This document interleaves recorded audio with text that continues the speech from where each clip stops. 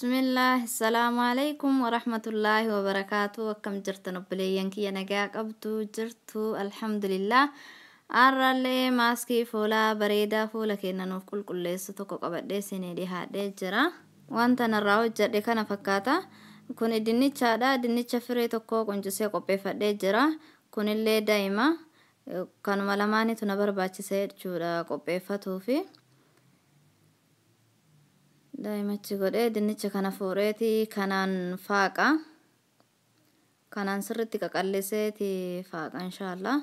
Warroonni as dura fuula keenya finniisa nutti ba'ee bakka nu gurraacha isa maaliin ofirraa balleefne jettanii gana gaafattanillee deebiin isaa kunooti. Dinnichi fuula keenya qulqulleessuu irratti faayidaa bareedaa qaba. Inni pootaasiyeemiidhaan badhaadhe sani malee viitaamina garagaraatiin illee akka viitaamin B6 ammallee viitaamin C viitaamina hedduu of keessaa qaba. Fuula keenya hedduu tokko nuuf qulqulleessaa bakka finniisi nutti ba'ee nu gugurraacha'e sanis yoo itti deddeebinee dibanne nurraa balleessa. Fuula keenyallee akka hin gogne taasisa. San malillee fuula keenyallee hedduu tokko nu addeessaa hin bareechaa hin qulqulleessa.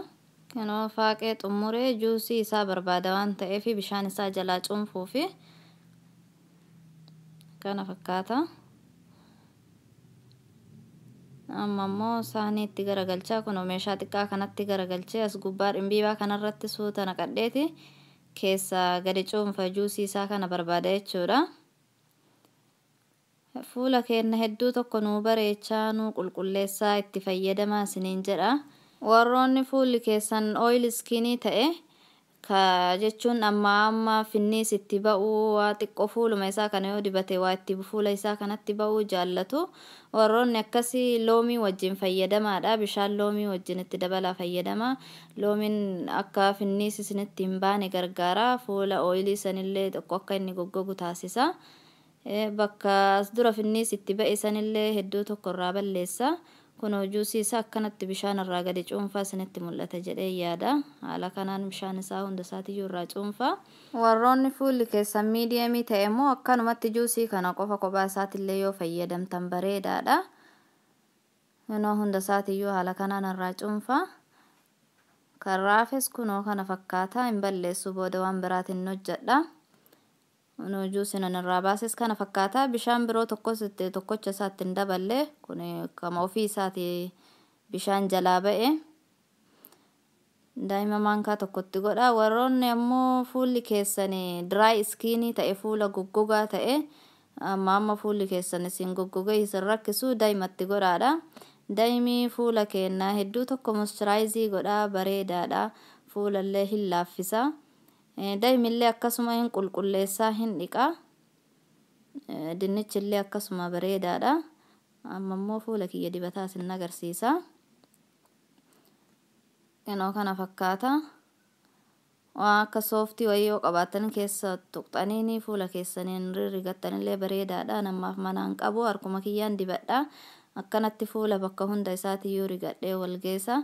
Bakka ija jala yoo isin gurraacha jiraatellee yoo jala dibattanillee hedduu tokko bareedaadha irraa balleessa. Yoo raafellee firiija keessa gootanii guyyarraa yoo fayyadamtanillee bareedaadha juusiidha. Kun bishaaniitii waan takka rakkoo takka fuularra hin geessu. Dinnichi kama nu garaatti nyaannu waan ta'eef haala kanaan fayyadamnaan dullummaa yeroo malee dhufullee hin xiqqeessa. Waa umrii keenya duubatti nuun deebisu garuu hojii adda addaatiin aduudhaan dadhabbiidhaan fuula keenya kanu jalaa walitti butame akka waan nuuf diriirsee fuulli keenya ifee nuuf bareeda. Haala kanaan bakka hunda dibadha yeroo inni gogee deebi'a inshaallah. Kunoo gogee kana fakkaata. Kunoo fuulli kiyya akkana harkifata. Daqiiqaa 15 irraa hanga daqiiqaa isinitti tolee akkanatti tursiisuu dandeettani. Amma immoo dhiqadhee deebi'a. Kunoo kana fakkaata. Fuulli kiyya adii kana uummata akka hin dibanne. Reeffa gandibatiin dura fuula kiyya saamunaadhaan dhiqadhee jira. Amma immoo bishaan qofaan ofirraa dhiqe. Kana fakkaata. Yoo jaallattan obboleewwan keessaniif share godhaa. Like, comment, subscribe gochuu hin dagatinaa. Warroottan haarawaa dhuftan warri amma dura naaf gootanii na faana turtan ammoo galatoomaa galanni keessan guddaadha. Har'aaf kana fakkaata. Haga viidiyoo biraatti walitti deebinutti. Assalaamu alaikum warahmatullaahi wabarakaatuh.